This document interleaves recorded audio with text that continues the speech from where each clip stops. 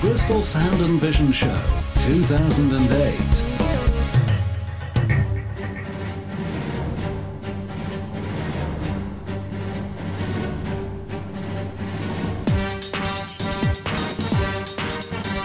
Hi, this is Phil Hinton and welcome back to our coverage from the Bristol Sound and Vision Show 2008.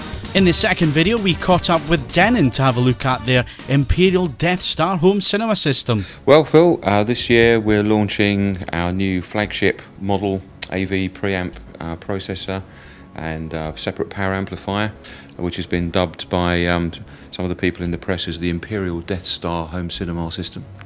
And who am I to argue with that? But for over 10 years ago we launched our first AV pre-power combination, which was actually an AV preamp and two separate power amps, 3-channel and 2-channel. And that was the first THX 5.1 product anywhere.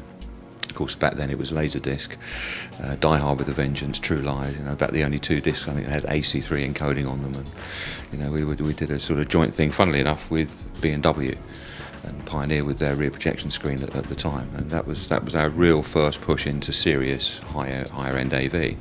And ever since then, of course, enthusiasts have been saying, when are you going to do another pre-power combination?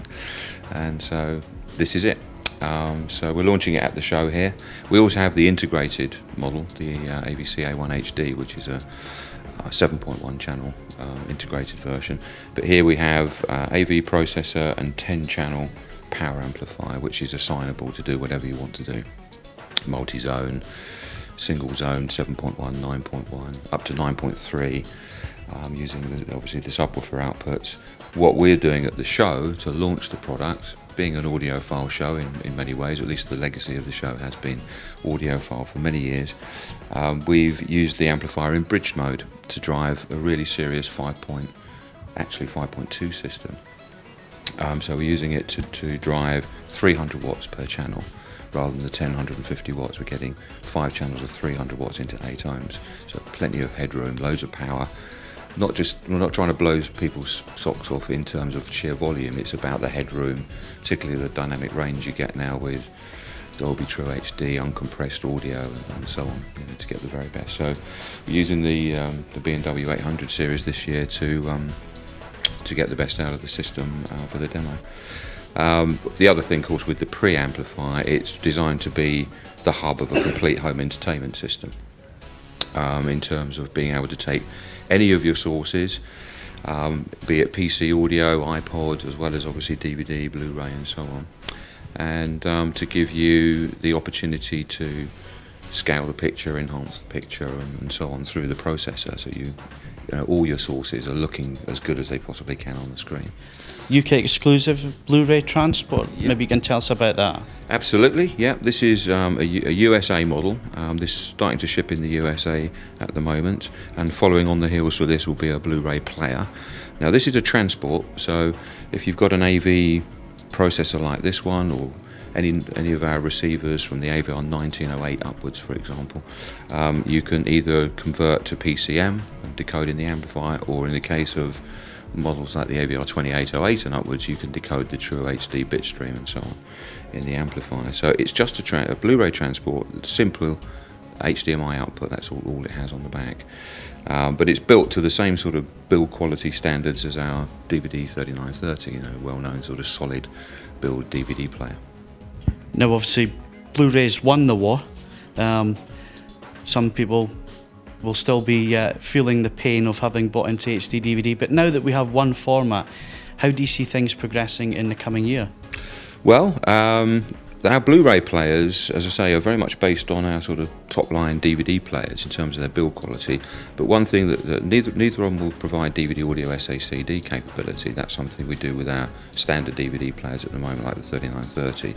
So as we progress, then we'll be looking at incorporating all sound formats, and come to that probably video formats as well. We're certainly not ruling out, you know, the eventual universal player that can even handle HD DVD, because at the end of the day the format is there in terms of software and probably around for a little while yet, and people have got collections of them. So we don't want to ignore any format that's out there, in the same way as the amplifier can decode any audio for just about any audio format that you care to mention. We want to be able to do the same in a player ultimately.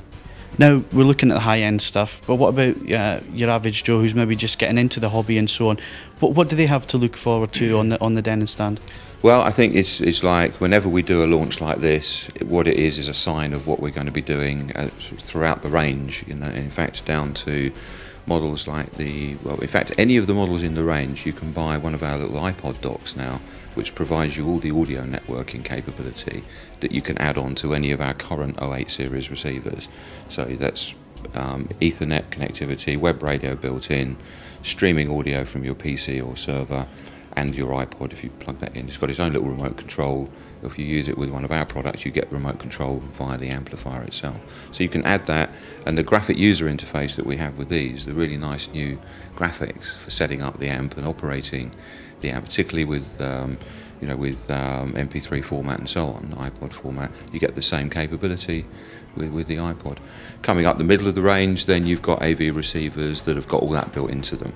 So you just need a very simple iPod dock if you want to play iPod to it. So we're trying to cover all the bases. We're trying to be format neutral and provide a hub that you can plug, whether it's a Denon DVD player or whatever you like, into the system. We work with the Denon engineers and also with software engineers within Europe to get the best connectivity and the best compatibility possible with Microsoft Plays for sure, and so on and so forth.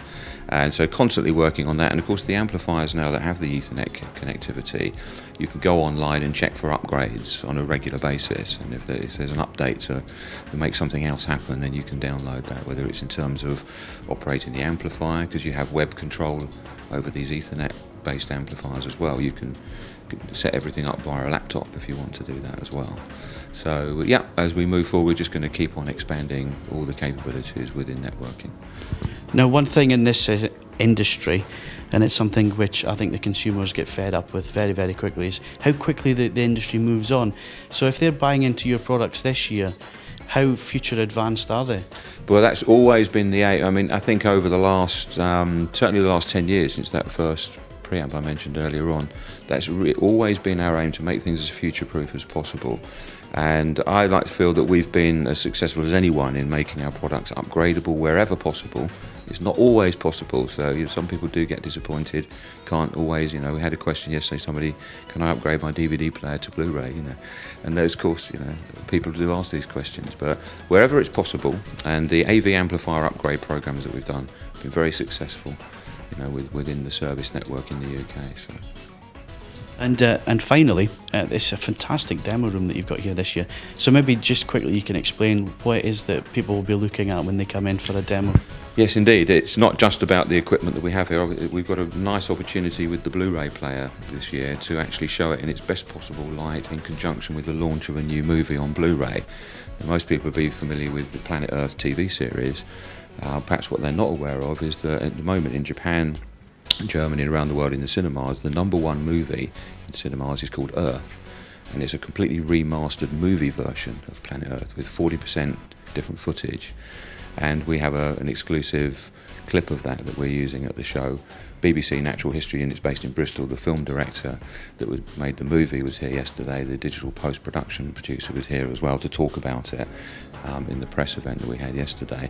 And there's some brilliant, absolutely fantastic cinematography, as you know, on that film, and some great sounds as well. So as well as the usual action movie clip and some music, we're playing, the core part of our demonstration is from the Earth Blu-ray, which will be out in March this year. Roger, it's always great to catch up with you and the products from Denon, so thank you very much for taking the time to join us. Thanks, Phil. And that's all we got time for from the Denon stand. In a future episode, we will be talking to John Thompson, who was the post-production supervisor for the film Earth, which Roger mentioned. And in our next episode, we visit Pioneer. So stay tuned.